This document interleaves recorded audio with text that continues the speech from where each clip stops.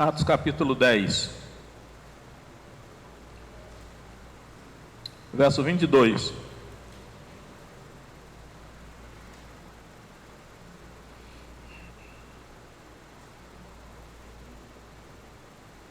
Vou botar esse ventilador aqui na minha direção aqui para...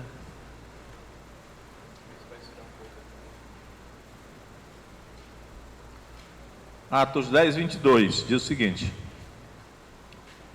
e eles disseram: Cornélio, o centurião, homem justo e temente a Deus, e que tem bom testemunho de toda a nação dos judeus, foi avisado por um santo anjo para que te chamasse à sua casa e ouvisse as tuas palavras. Então, irmãos, eu quero discorrer sobre um tema, um assunto baseado nesse versículo. Aliás, em todo o capítulo 10 de Atos, né? Mas inicialmente li esse versículo aí. E o título da minha mensagem é Cornélio não era justo. Porque o versículo aqui está dizendo: Cornélio o centurião, homem justo e temente a Deus. Então, a minha tese é: Cornélio não era justo. Mas esses homens que foram enviados de Cesareia, os irmãos conhecem a história.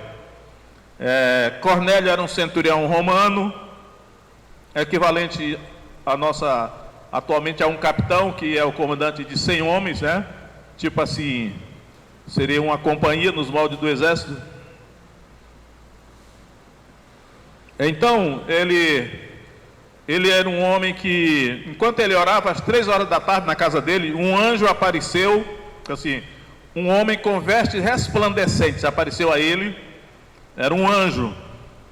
Quando já viram algum anjo aqui? Ninguém, né? Também não. Mas ele viu. Era um homem com vestes resplandecentes, era um anjo. E aí, o anjo falou para ele, mandar chamar Simão, que tem por sobrenome Pedro. Eu acho até interessante que esse Simão, que tem por sobrenome Pedro, eu sempre digo que deve ser parente meu, porque o meu nome é Valdir Pedro. O Périx é Périx Pedro, o Benaías é Benaías Pedro. Eu tenho um sobrinho que é João Pedro. Então, Simão Pedro deveria ser um antepassado nosso. E aí ele estava hospedado com outro Simão, só que esse outro Simão não era Pedro, era Simão o curtidor, né? Porque não tem nada a ver com curtição, festa, não, com balada. Esse curtidor aqui é porque ele trabalhava em curtir couro, né? Trabalhava em curtir couro, por isso que era Simão curtidor. E aí, depois que esse anjo falou ali com Cornélio, em Cesareia, Cornélio chamou 2 criados seus e um piedoso soldado. Observe, piedoso, olha, um piedoso soldado dos que estavam ao seu serviço, e enviou os 3 para a cidade de Jope para chamar Simão, que tinha sobrenome Pedro, para que dissesse palavras para ele pelas quais ele seria salvo. E aí esses 3 homens foram, 2 criados e um soldado piedoso. E quando eles chegaram lá na casa em Jope, onde Simão estava hospedado com Simão curtidor, essas palavras que eu li aqui, eles disseram para Pedro, né? Vamos lá de novo. E eles disseram: Cornélio, o centurião, homem justo e temente a Deus. E aí eu quero dizer para vocês aqui, eu acredito até que foi o soldado que falou, né? Porque olha, esse centurião que tem lá em Cesareia, ele é um homem justo e temente a Deus. Isso foi o que eles disseram, porque era isso que eles pensavam. Só que eu digo, eles estavam equivocados, porque Cornélio não era justo. Por que eu quero falar sobre isso hoje? Porque aqui, irmão, está cheio de gente aqui, graças a Deus por isso. E é possível que muitos aqui tenham um conceito de ser justo equivocado. Eu poderia até dar esse título a essa mensagem, que é assim: justificados ou equivocados? Então nós precisamos saber o que é realmente ser justo,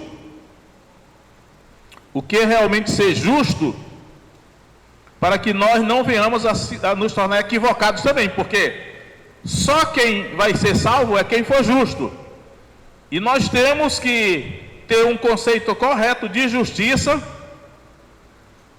para depois não ter uma surpresa no final, que era o caso aqui.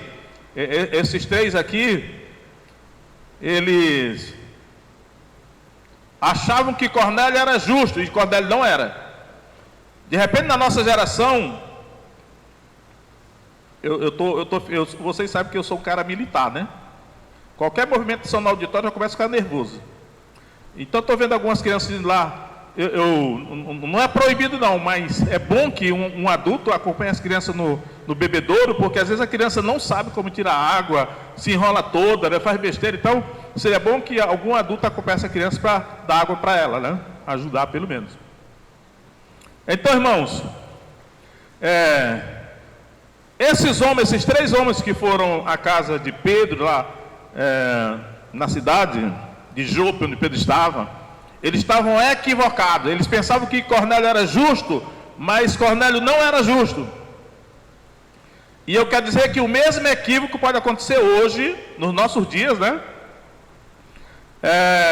Muita gente pensando que é justa sem ser. E por isso que eu quero hoje ensinar essa doutrina sobre o que é realmente ser justo, porque só os justos serão salvos. Por isso que Deus mandou o anjo falar com Cornélio, porque Deus estava observando tudo que Cornélio fazia. E Cornélio, apesar de não ser justo, chamou a atenção de Deus. Aí Deus mandou um anjo para ensinar Cornélio como ele se tornar justo, ou seja, ser salvo. Será que Deus vai mandar algum anjo para algum dos irmãos aqui para ensiná-los como ser salvo? Deus não vai mandar, sabe por quê? Porque eu estou aqui, e outros também, para ensinar os irmãos como ser salvo, como se tornar justo.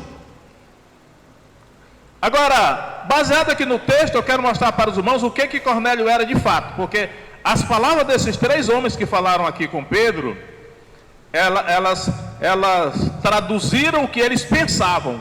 Eles estavam equivocados. Eles pensavam que Cornélio era justo, embora Cornélio não fosse justo. Mas Cornélio tinha algumas qualidades, e essas qualidades que ele tinha foi que chamaram a atenção de Deus, por isso que Deus enviou o anjo. Aí eu quero mostrar para os irmãos quais eram as verdadeiras qualidades que ele tinha. E agora é o Espírito Santo falando pela pena de Lucas, que vai dizer quem era realmente Cornélio. Então, vamos retornar aqui para o verso 2, Atos 10, verso 2. Vamos ler o verso 1 para entender melhor, né? Diz assim: E havia em Cesareia um homem por nome Cornélio, centurião da corte chamada italiana.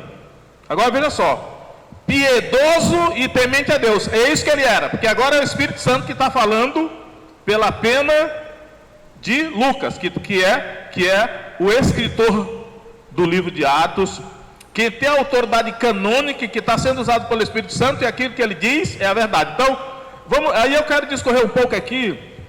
Cornélio era piedoso e temente a Deus, isso ele era. Mas ele não era justo nem estava salvo. Então alguém pode ser piedoso e temente a Deus e não ser salvo. Então, primeiramente, piedoso. Eu já disse para os irmãos que o soldado que Cornélio enviou para falar com Pedro, ele era um piedoso soldado.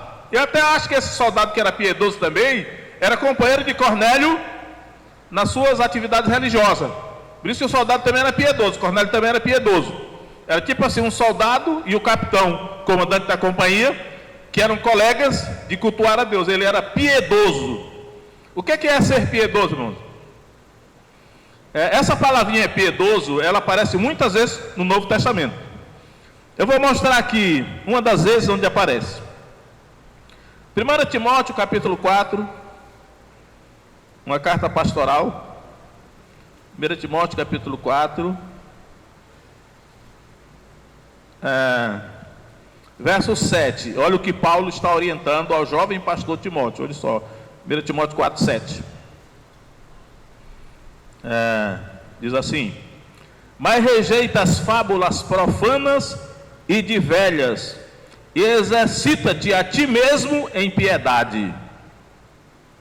porque o exercício corporal para pouco aproveita, mas a piedade para tudo é proveitosa, tendo a promessa da vida presente e da que há de vir. Então, a palavra piedade aparece aí 2 vezes aí, né? Paulo recomendando que... E aqui dá para entender um pouco o que é piedade, porque ele faz uma comparação com o exercício físico.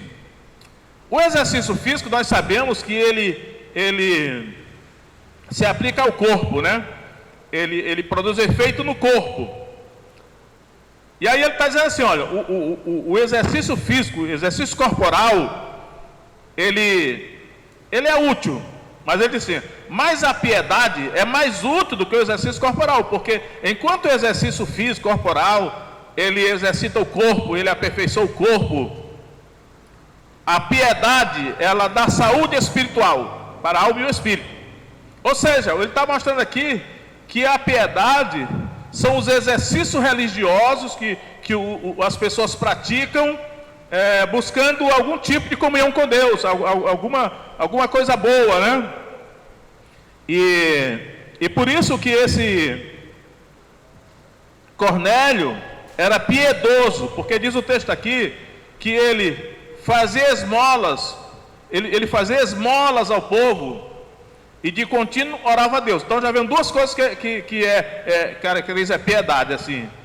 Ele dava esmolas e ele de contínuo orava a Deus. Então a esmola e oração são 2 práticas de piedade, né? Tem até um papo chamado Pio, esse Pio 12, Pio não sei o que deriva aí de piedade. Então, o Cornélio, centurião, ele era piedoso. Por quê? Porque ele orava, continuamente ele orava, e ele dava esmola, que era uma prática comum no judaísmo. Se nós vamos, por exemplo, vamos retornar aqui para Mateus capítulo 6. Mateus capítulo 6, o próprio Senhor Jesus Cristo está ensinando aos seus discípulos essas práticas aí. Então, eu vou ler aqui na minha Bíblia, é um texto um pouco maior, que é de 1 a 18 de Mateus 6, mas eu não vou ler todo o texto, eu vou ler só alguns versículos. Olha só, isso aqui é piedade, estamos aprendendo que é piedade aqui, né?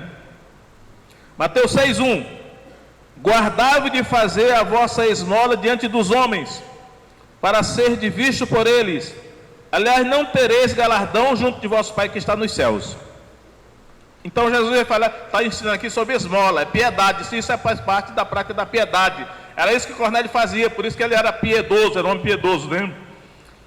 Agora vamos pular para o verso 5, Mateus 6, 5: e quando orares, não seja como os hipócritas, pois se comprazem em orar em pé nas sinagogas e nas esquinas das ruas, para serem vistos pelos homens.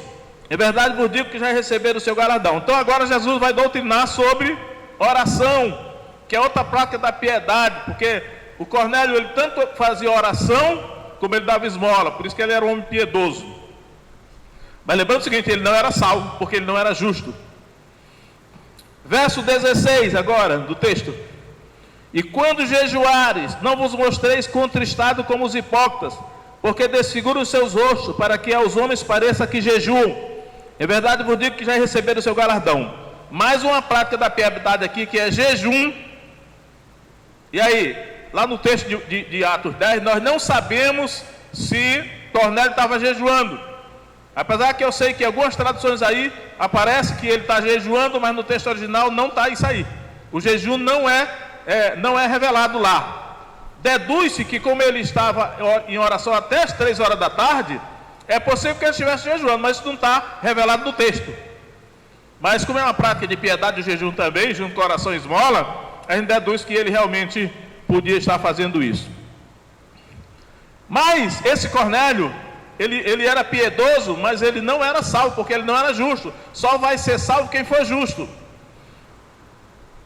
Aí eu pergunto aqui, será que tem alguém aqui que é piedoso, como Cornélio era, pratica essas atividades religiosas que agradaram a Deus, chamaram a atenção de Deus, enviou um anjo para ensinar como Cornélio se torna justo e como ser salvo? Mas voltando para Atos 10, ele não somente ele era piedoso, ele era temente a Deus. Aí o texto, Lucas diz, né? Ele era temente a Deus. Eu realmente faz tempo que eu quero falar sobre esse negócio de temor a Deus. E aí eu vou só tocar no assunto, mas eu gostaria de fazer uma mensagem só sobre o temor a Deus, porque eu percebo que na nossa geração, acho que em todas as gerações foi assim, há um equívoco sobre esse negócio de o que significa ser temente a Deus, né? É assim, irmãos, desde que eu me tornei crente, há 45 anos, e que eu estudo, que eu ouço pregadores e leio livros, geralmente se diz assim: o temor a Deus que a Bíblia fala não é medo, é reverência, é respeito. Eu não concordo com isso. Eu percebo, a gente vivendo no meio dos homens, né, e das mulheres, o ser humano, às vezes ele tende a querer defender Deus. Eu lembro que o pastor Lloyd Moon, saudoso missionário americano, que era o reitor do nosso seminário, ele dizia assim: tem alguns que amam tanto a verdade que até mentem para defendê-la. Eu entendo que os seres humanos, normalmente, eles, quando vê algumas coisas muito radicais na Bíblia, eles podem pensar assim: rapaz, se eu disser isso aqui, que está aqui, escrito aqui na Bíblia, as pessoas vão pensar mal de Deus. Vão pensar que Deus é um tirano, que Deus é cruel, que Deus é intolerante. Aí entra aquele estereótipo, né? Do pai cruel, do pai intolerante, que os filhos se pelam de medo dele. Isso é um estereótipo, né? Ou é um tipo de... existe pai assim. E aí eu percebo e entendo que muitos, talvez alguns, acho que são muito mesmo, têm medo de dar a impressão que Deus é assim. Aí eles pensam assim: se eu disser que o temor do Senhor é ter medo mesmo de Deus, as pessoas vão pensar que Deus é um tirano, porque só se tem medo de um tirano. Só, irmão, que eu creio que quando a Bíblia fala do temor do Senhor, significa ter medo mesmo de Deus. E eu vou dizer, um dos problemas da nossa geração, talvez de toda a geração, se vê isso, olha, a falta do temor a Deus é o motivo porque muitas vezes a igreja se corrompe. Eu ainda penso assim, tem um versículo aqui em Provérbios que diz assim: aonde não há profecia, o povo se corrompe. Eu sei que já teve alguns até disseram assim: mas essa profecia aqui significa pregação, não sei o que, mesmo profecia é profecia. E isso ainda na linguagem do Antigo Testamento. Porque é assim, aonde não há profecia, o povo se corrompe pelo seguinte: se levantar um profeta aqui, ele vai dizer, ele pode dar a dizer, não é obrigado não, porque eu não sou a favor de humilhar as pessoas publicamente, porque Deus também não é. Mas o profeta pode se levantar e apontar todos os nossos pecados aqui, que Deus pode revelar para ele. E aí quem é que não vai ter medo de um profeta desse? E aí quem tiver algum pecado, uma vida oculta, vai ter medo de vir com o culto, porque assim: olha, eu não vou lá naquela igreja não, porque lá tem um profeta que ele vai dizer todos os pecados da nossa vida lá. Claro que não precisa o profeta fazer isso, porque eu creio que Deus não é a favor de envergonhar ninguém. Deus é muito ético, Ele é muito bondoso. Antes dele envergonhar alguém, Ele dá muitas oportunidades para a pessoa se consertar. Aí eu vou dizer para vocês aqui, irmãos, olha, o temor do Senhor que a Bíblia fala é ter medo de Deus, ter medo que Deus castiga, e castiga severamente. Deus pode matar o seu filho, Deus pode entregar o seu filho para Satanás, Deus pode destruir a sua vida. Quem é que não vai ter medo de um Deus desse, irmão? Só se for louco ou incrédulo. Então, quer dizer, irmãos, olha, não caia nessa cantilena de dizer: não, mas esse temor do Senhor que a Bíblia fala é respeito, reverência. Meus irmãos, respeito e reverência se espera de pessoas boas, de pessoas corretas, de pessoas íntegras. As pessoas íntegras, elas respeitam mesmo os seus pais, respeitam as autoridades, mas a pessoa ímpia, ela só respeita a força. Um Deus que não é temido pelo castigo que Ele pode dar, não é respeitado. Então não quero torcer a Escritura, E quer dizer para os irmãos a verdade, olha. Eu não vou nem entrar na tecnicidade aqui do tementes a Deus. A expressão tementes a Deus tinha uma divisão lá dentro da sinagoga judaica, que tinha o lugar dos tementes a Deus. Provavelmente esse Cornélio era um desses, que não era circuncidado, mas podia assistir o culto, talvez lá de cima.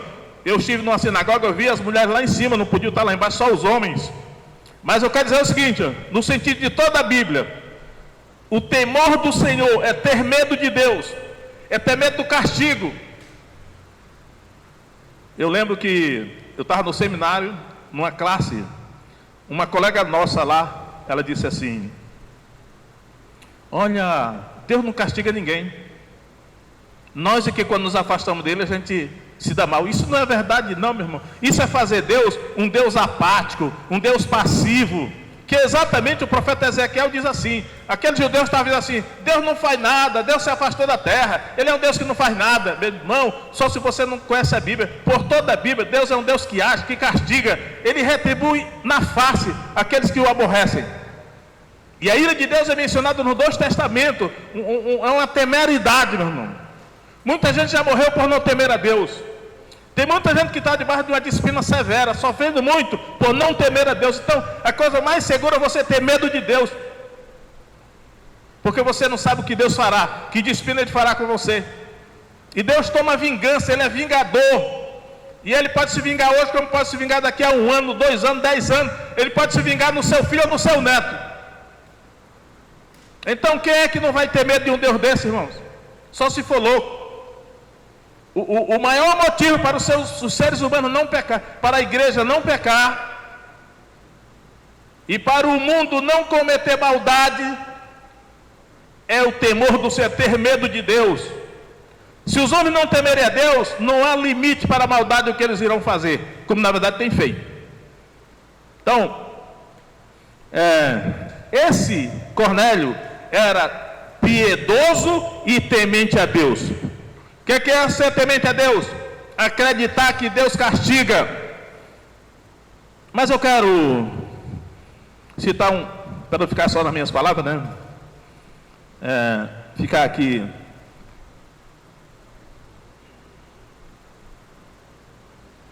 Em Romanos, capítulo 3.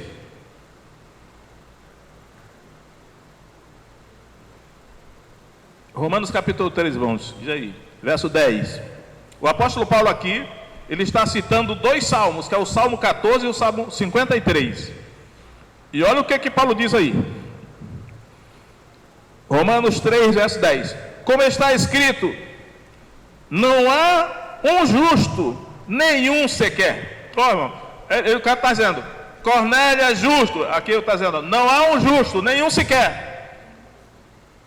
E aí ele vai continuar: não há ninguém que entenda, não há ninguém que busque a Deus. Todos se extraviaram e juntamente se fizeram inúteis. Não há quem faça o bem, não há nenhum só. A sua garganta é um sepulcro aberto, com as suas línguas tratam enganosamente. Veneno de cobra está debaixo dos seus lábios, cuja boca está cheia de maldição e amargura. Os seus pés são ligeiros para derramar sangue. Em seus caminhos há destruição e miséria, e não conheceram o caminho da paz. Agora observe o verso 18, irmãos. Não há temor de Deus diante dos seus olhos. Não há temor de Deus diante dos seus olhos. Paulo está falando isso aqui, ele diz, olha, isso que é o Salmo 14 e o Salmo 53, estão falando para os judeus, que o povo de Deus, que aliança com Deus, naquela conjuntura, estava desse jeito, não tinha temor de Deus, por isso fazer toda essa maldade aí. E não havia nem um justo sequer, porque não tinham temor de Deus. Eu sou tentado agora a ler o Salmo 128, irmãos, vamos ler o Salmo 128, porque o Salmo 128, ele fala do homem que teme ao Senhor.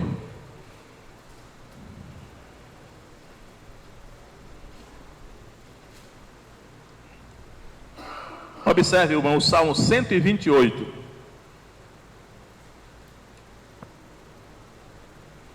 Sabendo aqui o seguinte, olha, Cornélio temia Deus, ela é temente a Deus, mas ele não era justo nem era salvo. Salmo 128. Diz assim: bem-aventurado aquele que teme ao Senhor e anda nos seus caminhos, pois comerás do trabalho das tuas mãos, feliz serás e tudo te irá bem. A tua mulher será como a videira frutífera aos lados da tua casa, os teus filhos como planta de oliveira à roda da tua mesa.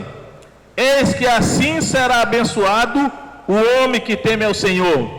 O Senhor abençoará desde Sião, e tu verás o bem de Jerusalém todos os dias da tua vida, e verás os filhos dos teus filhos, e a paz sobre Israel. Esse é o homem que teme ao Senhor, que o Salmo 128 está dizendo isso. Ou seja, todas essas bênçãos virão sobre o homem que teme ao Senhor, mas ele não está salvo. Ele não é justo, porque só será salvo quem é justo.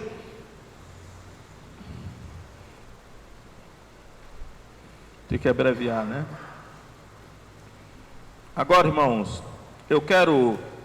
Porque Cornélio era piedoso e temente a Deus. Chamou a atenção de Deus. Deus mandou um anjo. Só que o anjo não pode pregar o evangelho.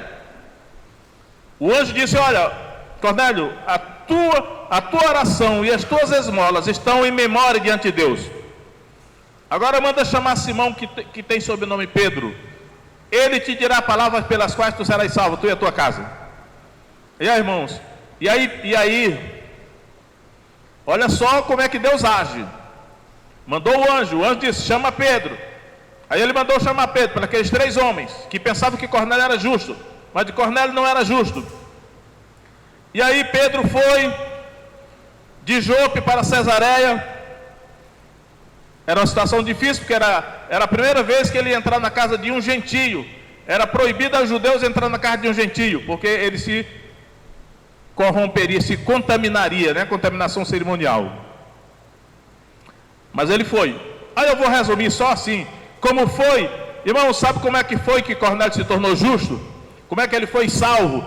E todos nós temos que passar pelo mesmo processo, porque senão nós seremos somente religiosos. Nós podemos até ser piedosos, e a piedade, as pessoas olham: olha aquela pessoa, olha que pessoa mais santa, ela ora, ela dá esmola, ela jejua, mas ela pode não estar salva. Isso é tipo de religiosidade, ela pode não estar salva. Por isso que Deus mandou o anjo Pedro para ensinar a Cornélio. Olha como é que o Cornélio foi salvo, como é que ele se tornou justo. Pedro foi, chegou lá com mais 6 irmãos de Jope.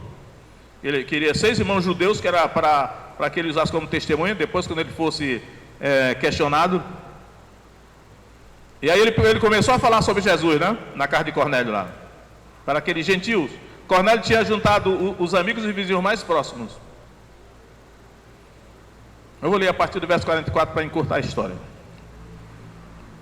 E dizendo Pedro ainda estas palavras, caiu o Espírito Santo sobre todos que ouviam a palavra. E os fiéis que eram da circuncisão, todos quantos tinham vindo com Pedro, maravilharam-se de que o dom do Espírito Santo se derramasse também sobre os gentios, porque os ouviu falar línguas e magnificar a Deus. Respondeu então Pedro: pode alguém porventura recusar água, para que não sejam batizados estes, que também receberam como nós o Espírito Santo?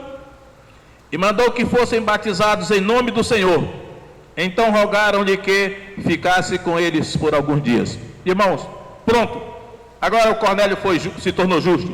Ele foi justificado pela fé em Jesus. E agora ele foi justificado. E uma vez ele estando justificado, agora ele poderia praticar com mais proveito a sua piedade, a oração, a esmola, o jejum, todos os atos de piedade, os meios da santificação, ele poderia praticar, porque agora ele foi justificado, agora ele foi salvo. A prática das boas obras, a prática da piedade não nos salva. O que nos salva é crer em Jesus, e ele creu dessa maneira. É porque aqui houve uma inversão, nós irmãos sabem. Primeiro é o batismo, que eu falei ali, é a porta de entrada. Arrependei-vos, sede batizados em nome de Jesus Cristo para perdão dos pecados, e recebereis o dom do Espírito Santo. Aqui primeiro ele recebeu o dom do Espírito Santo, ou o Espírito Santo. Ele recebeu o Espírito Santo. 3 palavrinhas são usadas aqui: caiu sobre eles o Espírito Santo, receberam o Espírito Santo e se derramou sobre eles o Espírito Santo. Quer dizer, são 3 verbos que são usados aqui para descrever esse ato do Espírito Santo ter vindo a habitar agora em Cornélio. E aí só depois é que ele foi batizado, mas o correto e a ordem correta é: primeiro você é batizado e depois você recebe o Espírito Santo. E por isso que muitos dizem assim: o recebimento do Espírito Santo tem que ser uma experiência definida, e você vai saber quando você receber. Agora pronto, irmãos, agora Cornélio se tornou justo, agora ele é justo, era salvo, e ele podia praticar aquela piedade e o temor de Deus que ele já tinha antes de ser salvo. Mas antes, como aquele colega dele falou, ele não era justo. Apesar de ter dito, ele é justo, né? Mas ele não era justo, porque é preciso passar por esses processos aqui. Isso significa crer em Jesus. Crer em Jesus é passar por esse processo aqui. E tem que receber o Espírito Santo.